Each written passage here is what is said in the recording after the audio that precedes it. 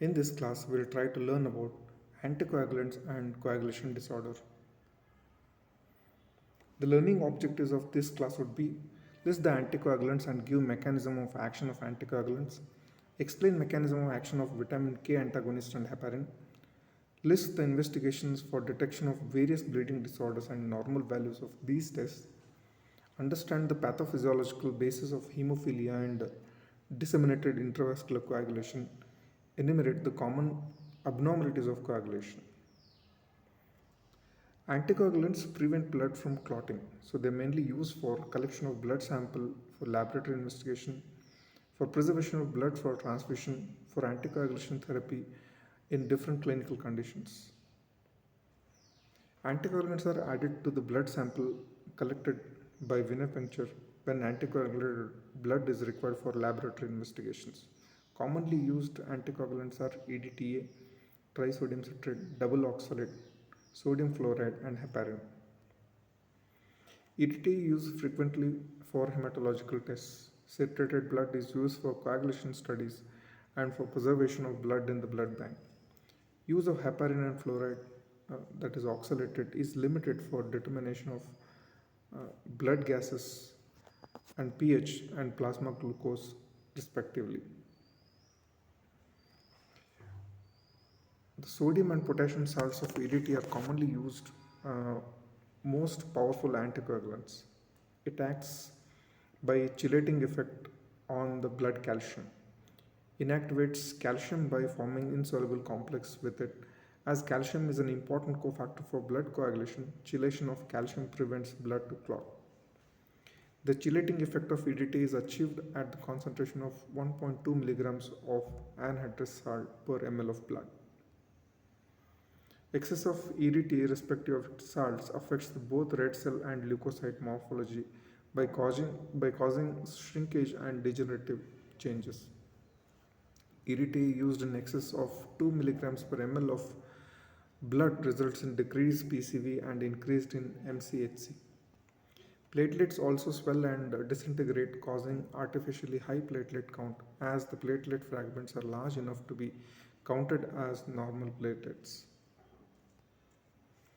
Trisodium citrate is commonly used anticoagulant in coagulation studies. It prevents coagulation by inactivating calcium ions. For coagulation studies like determination of prothrombin time or partial thromboplastin time, uh, 9 volumes of blood are added to 1 volume of sodium citrate, that is 9 is to 1. It is also used in collection of blood for estimation of ESR. Double oxalate, it contains ammonium and potassium oxalates. It is called as double oxalate. Potassium oxalate causes shrinkage of red cells, whereas ammonium oxalate increases their volume. Hence, double oxalate is also called as balanced oxalate. It is prepared as a solution of 1.2% ammonium oxalate and 0.8% potassium oxalate. The oxalates form insoluble complex with calcium in blood and thereby prevent coagulation. Sodium fluoride is used mainly for collection of blood specimen for glucose estimation. Fluoride is an inhibitor of glycolytic enzymes and thus prevents loss of glucose. However, as fluoride is not strong anticoagulant, it is mixed with oxalate. Oxalates of sodium, potassium, ammonium, or lithium act as anticoagulant.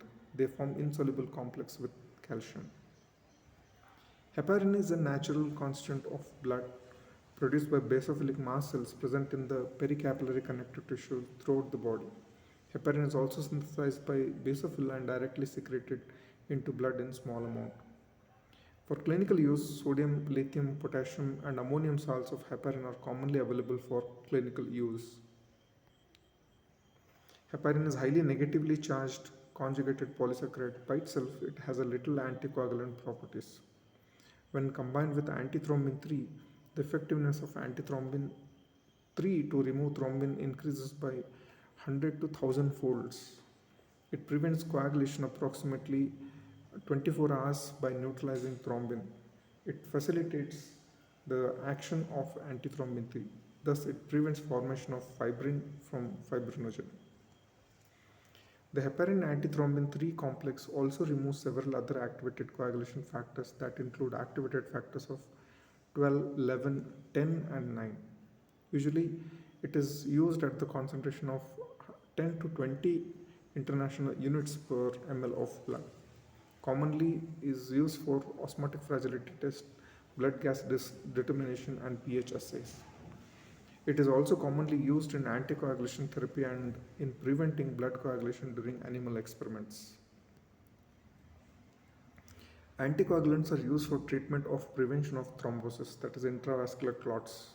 Thus, they are usually required for management of thrombotic diseases like venous thromboembolism, placement of mechanical heart valves, as heart valve processes is associated with risk of thromboembolism, and prevention of thromboembolism in chronic non-rheumatic atrial fibrillation. And also they are used for prophylaxis of heart attacks and cerebral ischemia, management of ischemic heart disease, for peripheral vascular disease, and placement of central venous catheters.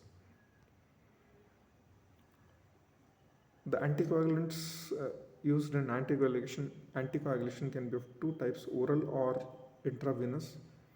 Routinely used oral anticoagulants are vitamin K antagonists, glycosaminoglycans, inhibitor of factor 10, and inhibitor of thrombins.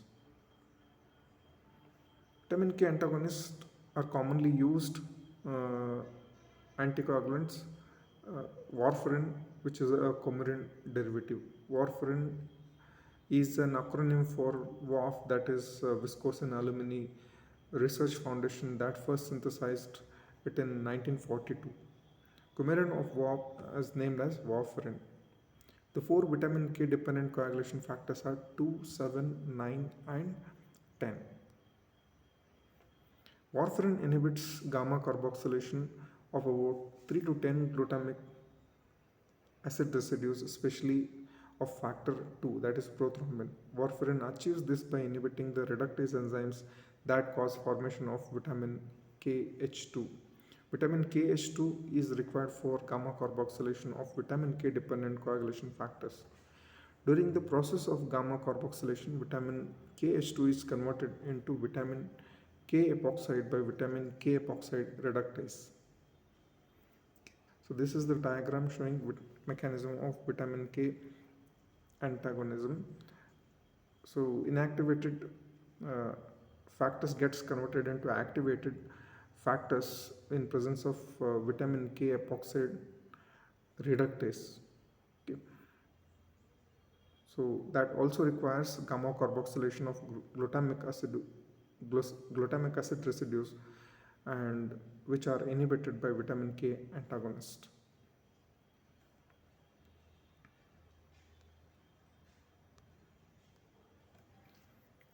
Vitamin K epoxide is converted back to vitamin KH2 by vitamin K reductase.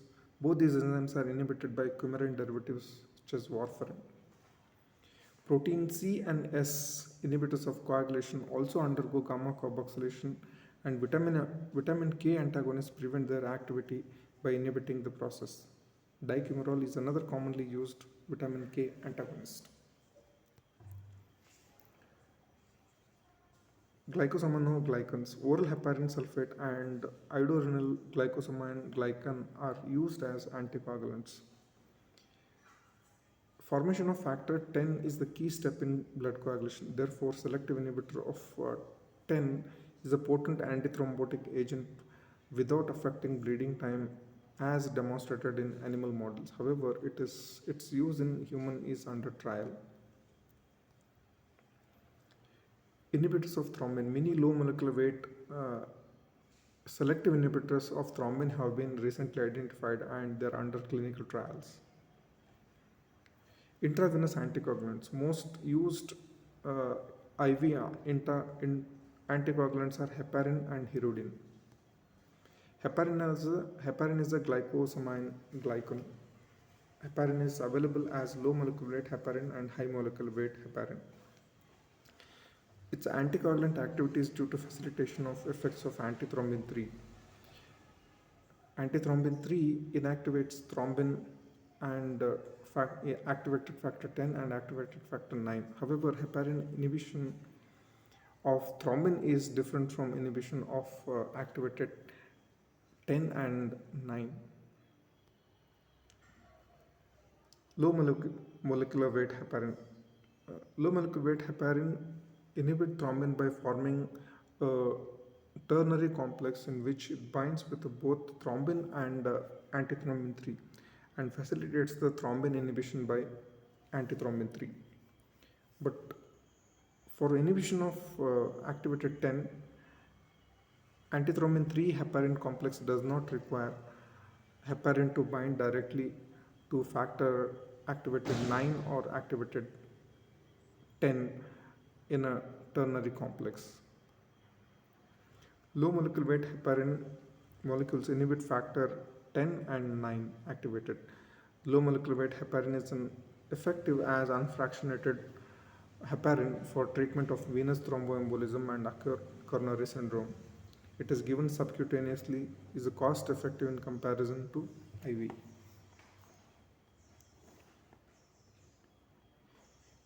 Hirudin is a polypeptide containing 65 amino acids. It is produced by salivary glands of Hirudo medicinalis, a medical leech. It is naturally occurring most specific inhibitor of thrombin. It is also produced by recombinant DNA technology. It directly inactivates thrombin by binding to active site and main fibrinopeptide binding region of the thrombin. It has been tried in the treatment of acute coronary syndrome, patients undergoing coronary angioplasty and deep vein thrombosis. It, it is mainly used as an anticoagulant in patients who develop heparin-induced thrombocytopenia. Abnormalities of coagulation. Hemorrhagic disorders are broadly classified into inherited and acquired defects. Acquired defects are more common than the inherited defects, and platelet defects are more common than coagulation defects.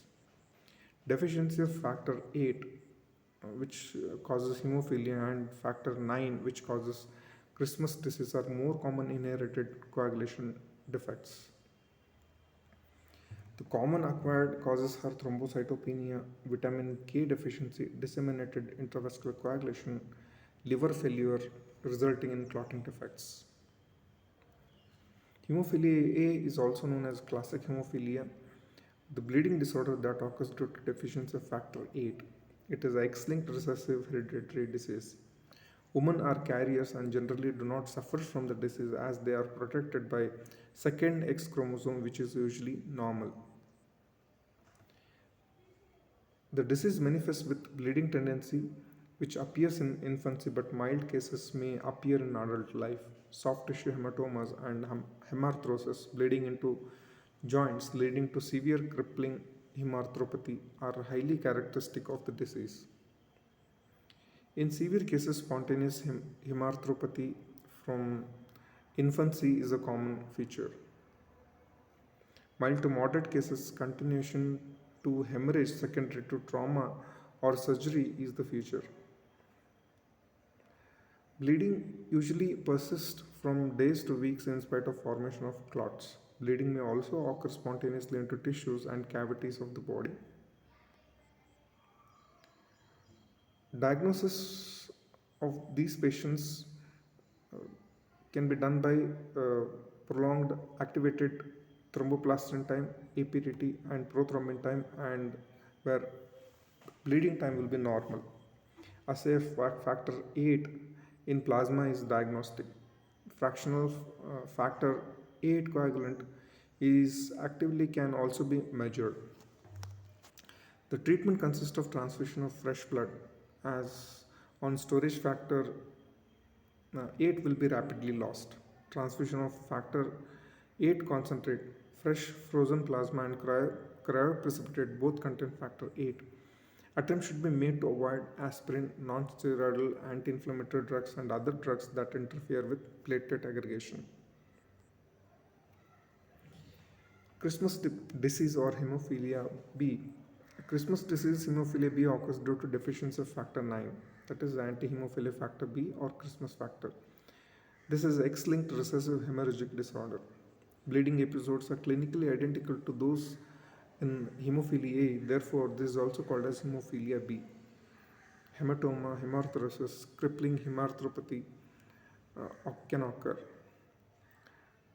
In most cases, PT is normal and partial thromboplastin time is prolonged. Specific assay of factor 9 coagulant activity confirms the diagnosis. The specific treatment for hemophilia B is the replacement of the factor 9. Von Willebrand's disease. So this is most common inherited bleeding disorder in humans that occur due to deficiency of von Willebrand factor. In 1926, Erich von Willebrand described this bleeding disorder in both genders of 24% of his 66 members of a family from Allen Island. Von Willebrand factor plays a central role in hemostasis as it serves as a carrier factor for 8 and it is essential for addition of platelets to the injured vessel wall. Deficiency of von Willebrand factor leads to defect in the formation of both temporary and definitive hemostatic plugs. There are different variants type 1, type 2 AB, type 2M, and type 2N and type 3. Type 1 is the most common variant which occurs due to decrease in 20 to 50% in quantity of von Willebrand factor. Type 2 variant is mainly a qualitative abnormality of von Willebrand factor. Type 3 is the most severe form, which is von Willebrand factor is grossly decreased. Factor 8 activity is decreased in type 1, decreased or normal in type 2, and markedly decreased in type 3. Clinical features are mucocutaneous bleeding, which is the commonest presentation of type 1, epistaxis, easy browsing, hematoma, menorrhagia, and GI bleeding are common. Type T3 patients suffer from severe bleeding and present with hemarthrosis and muscle hematomas like in hemophilia A. Type 2 presents with moderate symptoms. As von Willebrand factor primarily responsible for platelet addition, prolongation of bleeding time is standard screening test for von Willebrand's disease. Clotting time is prolonged or normal depending on the degree of deficiency of factor 8. The quantitative and functional assay of plasma von Willebrand factor are diagnostic. Desmopressin is an analog of ADH, increases factor 8 activity. Von Willebrand factor antigen concentration and aristocytin cofactor activity. Therefore, desmopressin is very useful in type 1 and type 2 diseases. However, von Willebrand factor replacement therapy is required in type 3 disease. Disseminated intravascular coagulation. DIC is a clinical pathological syndrome in which there is a widespread intravascular coagulation that occurs due to procoagulants that are introduced into or are produced by blood circulation. Procoagulant activity overcomes a natural anticoagulant mechanism. So this is also called as consumption coagulopathy or defibrillation syndrome. It is a hemorrhagic disorder in which diffuse intravascular coagulation results in defect in hemostasis. In this disease, coagulation factors and platelets overutilized. This results in bleeding. The commonest procoagulant stimulus is the tissue factor, that is tissue thromboplastin exposure to the blood that activates the extrinsic pathway of coagulation. Activation of plasmin causes excess fibrinolysis, resulting in increased levels of fibrin degradation products. So this is the pathophysiology of disseminated intravascular coagulation. It occurs because of the tissue injury or sepsis or endothelial injury, where the tissue injury and sepsis leads to formation of tissue thromboplastin that activates extrinsic mechanism of coagulation that increases intravascular coagulation, whereas the endothelial injury leads to platelet aggregation intrinsic coagulation pathway that causes the intravascular coagulation. Okay. So this increased intravascular coagulation that leads to consumption of clotting factors and platelets in excess, so that leads to bleeding. Okay. At the same time, plasmin is get activated, there will be more amount of FDP is produced, so that inhibit platelet aggregation, thrombin, and fibrin polymerization, again that leads to bleeding.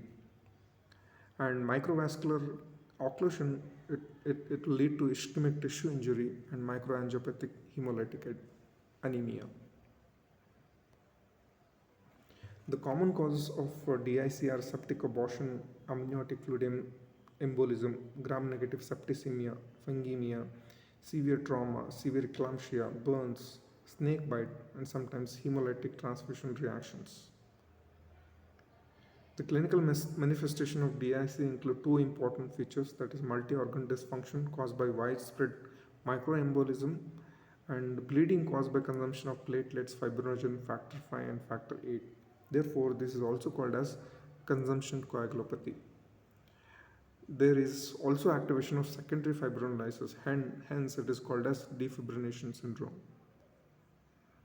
The laboratory features includes thrombocytopenia, hyperfibrinogenemia, increased D dimer and FDPs, prolonged PTT, PT and thrombin time.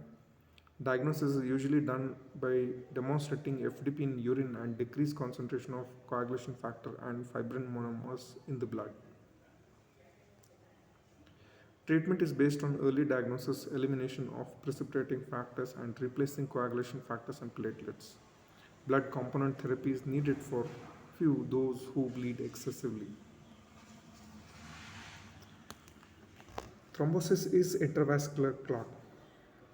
Three factors, that is Virchow-Stradt, predispose to the formation of thrombosis. These are endothelial injury, sluggishness of blood flow, and hypercoagulability of the blood. Endothelial injury occurs because of the injury to the vascular endothelium, occurs in chronic and sustained hypertension, ulcerated atherosclerosis, arterial diseases, etc. The injured site becomes site for the platelet adhesion, aggregation, and intravascular clot formation. Sluggishness of blood flow and stasis of blood promotes thrombosis. The hypercoagulability of the blood is increased activity of procoagulants such as fibrinogen, prothrombin, and other coagulants leads to thrombosis. Platelet aggregation at the site of injury initiates the process of thrombosis. Venous thrombosis is more common than arterial thrombosis. One common example is thrombosis of lower limb of vein in varicosities. Deep vein thrombosis is not uncommon. Thrombosis also occurs in cardiac chambers and valve leaflets. The major complication of thrombosis is thromboembolism. Thromboembolism is the major complication of thrombosis. The emboli are dislodged from thrombus and circulate to be lodged in the microcirculation in various visceral organs such as brain, lungs, heart, and intestine. Okay, so in brain, it is called as cerebral embolism, uh, respectively pulmonary embolism, coronary embolism, and intestinal embolism. Abnormal clot that develops in a blood vessel is called as thrombus. A part of clot breaks away from its attachment and broken clot flows in the blood, which freely flowing clots are known as emboli. Emboli that originate in large arteries or left side of the heart can flow peripherally and plug arteries of arterioles in the brain, kidneys, and elsewhere. Emboli that originate in the venous system or in the right heart of the heart flow into the pulmonary bed to cause pulmonary arterial embolism. So this is in brief about uh, coagulation disorders. Thank you.